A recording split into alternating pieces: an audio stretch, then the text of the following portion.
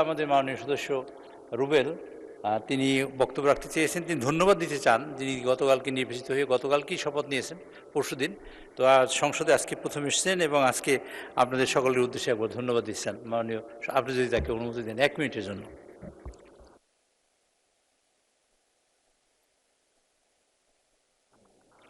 জি জনাব মাননীয় সদস্য মাহমুদুল হক রুবেল, আপনি দাঁড়িয়ে আছেন শেরপুরের, অসংখ্য ধন্যবাদ।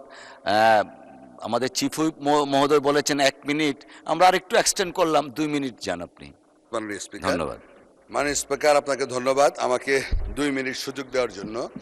মাননীয় স্পিকার, আমি প্রথমে কৃতজ্ঞতা প্রকাশ করি মহান রাব্বুল আলামিনকে যে উনি অনেক প্রতিকূলতার মধ্যে, অনেক আলোচনা সমালোচনার মধ্যে আমার এই নির্বাচনে জয়লাভ করার সুযোগ দিয়েছেন। আমি প্রথমেই কৃতজ্ঞতা প্রকাশ করি আমাদের প্রিয় নেতা আজকের মাননীয় প্রধানমন্ত্রী জনাব তারেক রহমান সাহেবকে। আমি কৃতজ্ঞতা জানাই আমার শেরপুর 3 আসন এই শ্রীবর্দী ঝিনাইগাতির জনগণ তথা ভোটার ভাই বোনদেরকে, যারা আমাকে বিপুল ভোটের ব্যবধানে 4র্থবারের মতো এই সংসদে পাঠিয়েছেন। মাননীয় স্পিকার, আমার শেরপুর জেলাটা অত্যন্ত অবহেলিত। বিশেষ করে আমার আসনটি গারো পাহাড়ের পাদদেশে অবস্থিত। এই আসনটিতে অনেক সমস্যা, সবচেয়ে বড় সমস্যা হাতি মানুষের দ্বন্দ্ব, যোগাযোগ ব্যবস্থার সমস্যা, ধর্মীয় প্রতিষ্ঠান, শিক্ষার হার কম, স্বাস্থ্যসেবা নাই বললে চলে।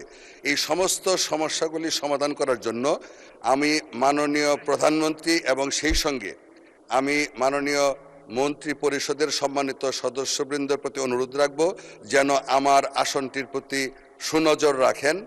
এই কথা বলে সকলকে ধন্যবাদ জানিয়ে আবারও আমার এলাকার জনগণকে ধন্যবাদ জানিয়ে, অভিনন্দন জানিয়ে, কৃতজ্ঞতা প্রকাশ করে আমি আমার বক্তব্য শেষ করছি।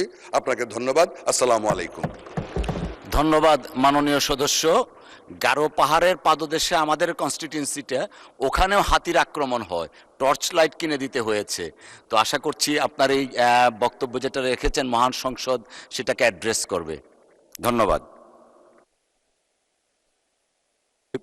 মাননীয় চিফ হুইপ, আপনি জানেন আমাদের 2 জন সংসদ সদস্য নির্বাচিত হয়েছেন। একজন সংসদ সদস্য যদি ধন্যবাদ দেন তা আরেকজন নিশ্চয়ই দেওয়ার, আপনি যদি পারমিশন দেন নিশ্চয়ই তিনিও একটু ধন্যবাদ দিতে চান আপনাকে, মহান সংসদকে, মাননীয় প্রধানমন্ত্রীকে। জি 1 মিনিট।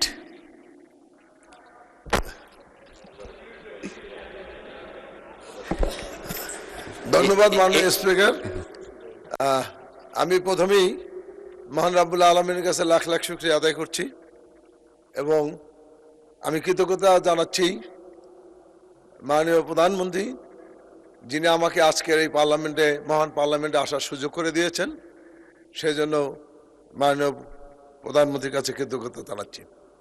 আমি মহান স্বাধীনতার ঘোষক শহীদ রাষ্ট্রপতি জিয়াউর রহমানের জন্মস্থান, আমাদের মাননীয় প্রধানমন্ত্রী বগুড়ার কৃতি সন্তান জনাব তারেক রহমানের জন্মস্থান থেকে মাননীয় স্পিকার সহ সবাইকে বগুড়াবাসীর পক্ষ থেকে শুভেচ্ছা জানাচ্ছি।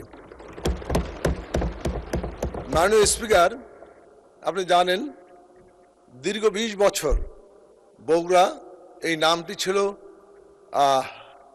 একটি যেটা বাংলায় বলে যে, জি 1 মিনিট দেন ওনাকে, আমরা ওনার বক্তব্যটা শুনি, শেষ করি। জি, বগুড়া ছিল বঞ্চিত, অবহেলিত, বৈষম্যের শিকার। সেই বগুড়া যেহেতু আমাদের শহীদ রাষ্ট্রপতি জিয়া রহমানের জন্মস্থান, আমাদের মাননীয় প্রধানমন্ত্রী তারেক রহমানের জন্মস্থান, সেই কারণে বগুড়া প্রতিহিংসার এবং মাননীয় প্রধানমন্ত্রী, সাবেক প্রধানমন্ত্রী আমাদের দেশনেত্রী বেগম খালেদা জিয়ার শ্বশুরবাড়ি এবং তার নির্বাচনী এলাকা ছিল বগুড়া। সেই কারণে এই বগুড়ার সমস্ত কিছু বৈষম্যের শিকার পরিণত হয়েছিল রাজনীতির প্রতিহিংসার কারণে।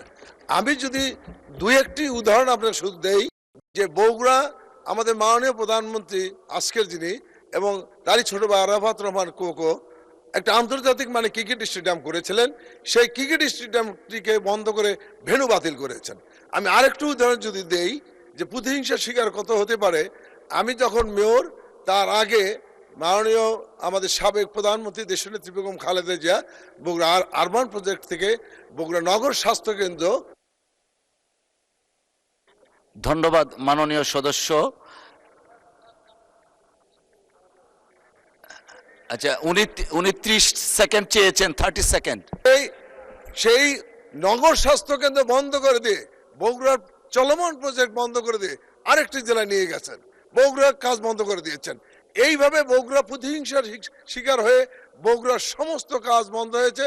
আজকে আপনার মাধ্যমে মাননীয় প্রধানমন্ত্রীকে আমি অনুরোধ করতে চাই, বগুড়া বিগত 20 বছরে যে বঞ্চিত ছিল সেই বঞ্চিত বগুড়াকে আমাদের সমতায় নিয়ে আসতে হবে এবং বগুড়ার উন্নয়নে আর যে আমরা দাবিগুলো করেছি সেগুলো মাননীয় প্রধানমন্ত্রীকে আমরা ইতিমধ্যে অবগত করেছি যে আমাদের বিশ্ববিদ্যালয়, আমাদের বিমানবন্দর, আমাদের সিটি কর্পোরেশন, আমাদের রেল লাইন ব্যবস্থা সহ।